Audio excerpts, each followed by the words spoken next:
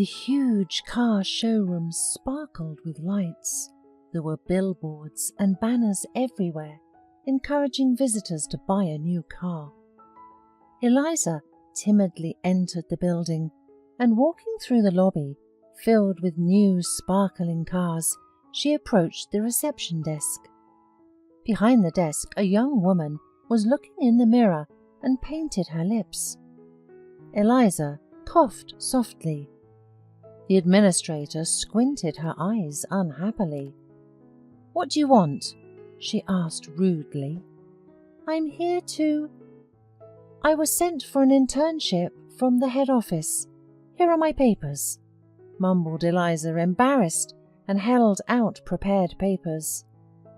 "Brandon, take the new girl," shouted the administrator to someone in the hall, while continuing her lipstick, as if perfectly outlining the curve of her lips was more important to her than everything happening around her.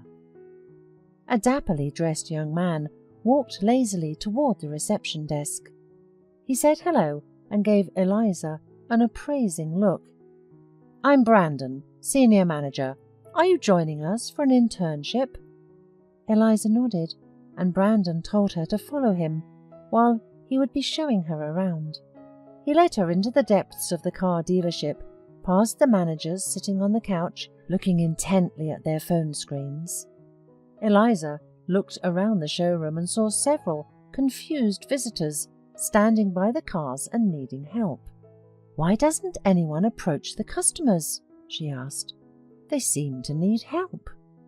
"Oh, come on," waved Brandon. "Are they real buyers? No, people like that don't buy. They just walk around all day looking at the cars, asking thousands of questions and distracting us. And then they leave without buying anything." "Distract you from what?" didn't understand Eliza. Brandon got angry. "Oh, if you're the smartest one here, then go and start working. You'll learn in the process." Eliza immediately approached the man examining the inexpensive SUV. As they talked, the girl expertly explained the advantages and disadvantages of the car. At the same time, she suggested a higher class car, and finally the man made up his mind and went over to the purchase of the car he liked. The managers watched the intern's first sale with amazement. "You've got it! Well done," whistled Brandon. "Congratulations! A minor client, but at least something."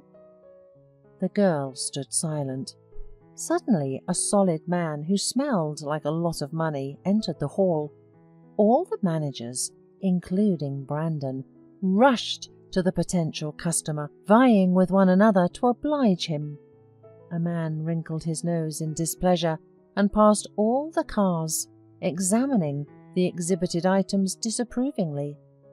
At last he silently shook his head and left the showroom. The managers scattered, frustrated around the hall, still ignoring the other buyers, who were more modestly dressed. Only one young man worked with them, answering questions and offering options. Most of the clients were leaving, promising to think about the purchase. But the guy wasn't discouraged and continued to do his job. Eliza asked Brandon who he was. "Sean, the new guy. It's like he's got an all in one place, always running around, making it look like he needs more work than anyone else." Suddenly, an elderly, modestly dressed woman entered the showroom. She was looking around, squinting for someone to help her. When she saw the girl at the receptionist's desk, she approached her with hope and asked for help. "What do you need? Do you want me to call you an ambulance?" laughed the administrator contemptuously. "No, thank God, I feel fine. I want to buy a car." The surprised girl shouted to the managers, "Guys, we have a new customer here." They laughed in turn and started making jokes towards the bewildered elderly woman. Sean, who heard these obscene jokes, became angry. "Aren't you ashamed of yourselves? She is an aged person. At least have some respect for her grey hair. Don't you have grandmothers yourself?" "How kind and noble you are," said Brandon with a sneer. "She reeks of a village and a small pension. If you need it, then go yourself. It's a waste of time." Sean only shook his head reproachfully and hurried to the elderly woman who, without getting any help, had already managed to get out of the car dealership. She tiredly sat down on a bench nearby, where Sean and Eliza finally approached her. "Are you feeling unwell?" inquired Sean sympathetically. "Oh dear, I am so old that I rarely feel well now, so please don't worry," smiled the elderly woman. "And why did you come to us?" inquired Eliza. The woman sighed heavily and began her story. Mrs. Hudson lost her only son because of a stupid quarrel. He had gone to work in the north, and from his rare phone calls, she knew that her son lived with a woman and had a son. Relationships warmed a little over time, and the son even promised to bring his family over soon and introduce them to his mother. But it wasn't meant to be.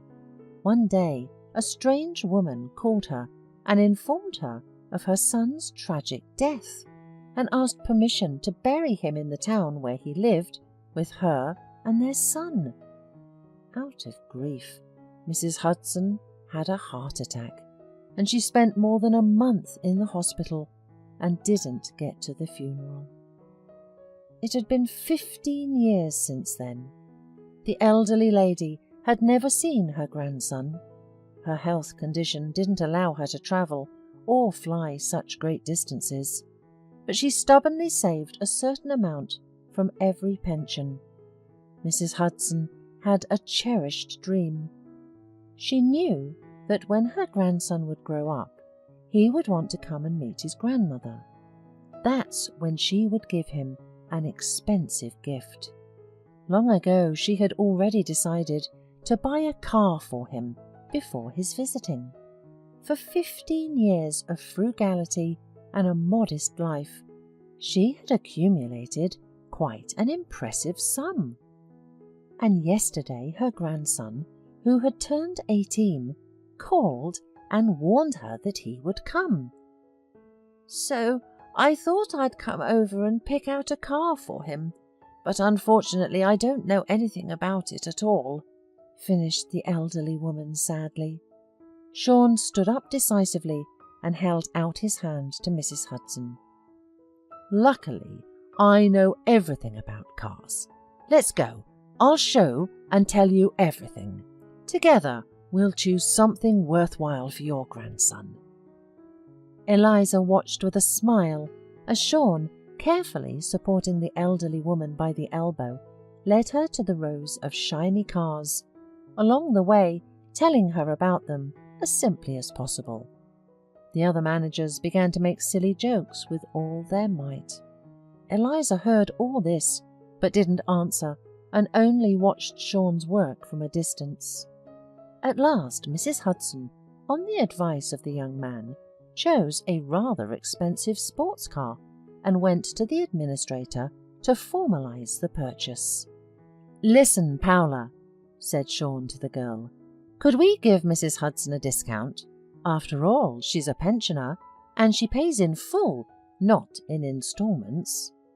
"What do you mean, a discount?" grudgingly muttered the girl. "There's no such rule. She won't become our regular customer." The elderly woman confirmed frustratedly that of course not, because she had been saving up for this car for 15 years and was not going to buy one more. Then Eliza offered to call the owner and ask her if she would accept it. "Are you out of your mind? I'm not going to alarm serious people on such a worthless issue, because I still need my job. If you need it, you can call," said Paula grudgingly. Then Eliza turned to Sean. "Sean, I hope you're not afraid. Call and ask." Sean nodded and took the phone number of the owner of the car dealership from the administrator. When Eliza's phone rang, no one paid any attention. "Hello," said Sean, greeting. "Miss Cullen? This is the manager, Sean, from the car dealership. There's such a problem." "Yes, Sean, I know what your problem is." All the managers looked dumbfounded at the intern, who answered Sean on the phone. "Paula, immediately arrange a 15% discount for Mrs. Hudson, and from tomorrow, you're fired." Then she turned to the shocked managers, led by Brandon. "To you, my dear employees, I declare a reprimand with a note in your personal file and deprive you of a bonus. This is the last warning. I do not need such lazy and arrogant employees like you, so I am giving you one last chance. Sean, thank you for your excellent work. You are a kind, sensitive and caring person and professional. Starting today, you are appointed senior manager. Do you agree?" Sean nodded in amazement. Mrs. Hudson thanked Eliza with a smile and congratulated Sean. A year had passed since that memorable day. Eliza visited her salon frequently, no longer hiding.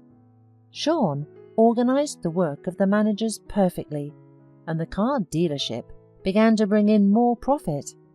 Together with Eliza, he often stayed in private, discussing all the new suggestions for improving the quality of the car sales. Very soon, Sean felt that he no longer had enough working meetings with Eliza. He was blushing and embarrassing himself in front of her, and then scolded himself with the last words, "I'm a mumbler. Why is it so hard to confess my love?" And then he always answered himself, "It's useless. I'm just a manager in her business. I'm no match for her. It's better not to shame." One day, Eliza invited Sean to meet at a restaurant to discuss business. At the appointed time, Sean was already waiting for her, and suddenly he decided that he should either confess today or forget about her forever. Eliza looked as simple and elegant as ever, and that only emphasized her beauty. "Sean, I am very pleased with your work and have decided to appoint you as the director of the car dealership. Do you accept my offer?" Eliza expected joy, a satisfied look, whatever else, but what followed? "I am sorry, Eliza, I have to decline. I want you to sign my letter of resignation." "But why?" said Eliza in amazement. "What happened, Sean? Have I offended you in some way?" With burning eyes, the man uttered in a voice torn with excitement, "Eliza, I can no longer keep my feelings inside. I love you. I fell in love from the first time I met you, when I thought you had come for an internship." Eliza slowly blurted out a smile. "Oh, is that a problem? I've been waiting 6 months for you to confess, and it was inconvenient to encourage you. You're too slow at expressing your feelings, Sean." The young man looked at Eliza confusedly. "So you're not turning me down?" "Of course not. More to say, I have feelings for you too, but it's embarrassing for a girl to be the first to talk about her feelings." "Well, then I'm quitting all the more," said Sean firmly and resolutely. "You're the boss, I'm the hired help. It's a misalliance. I must first earn my name and fortune to be worth